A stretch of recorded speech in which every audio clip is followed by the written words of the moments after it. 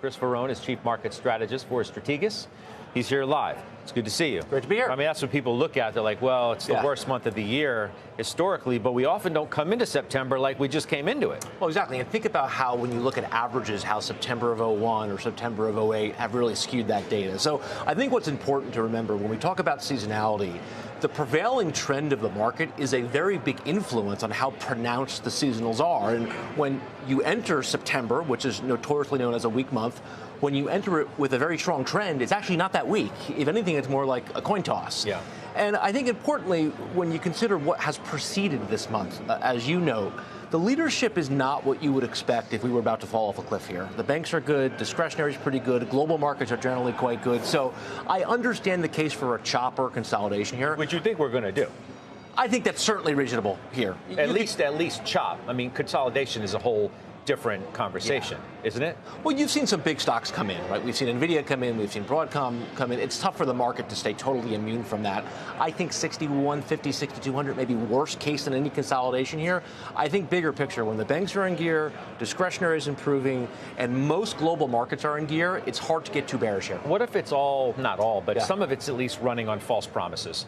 And the false premise in some respects that tariffs aren't going to have any impact on anything, dramatically enough to change the story. And what happens if that ends up being incorrect?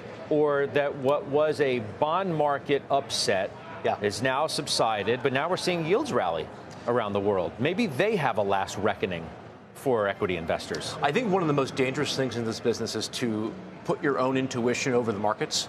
And the market, I think, has been telling us loud and clear for months and months and months that the impact of tariffs is not delayed, but just not happening. I think the consumer discretionary stocks are really emphasizing that point, with autos and home builders and retail acting as firm as they do. How can there be no impact whatsoever? I mean, I don't understand how that's the case.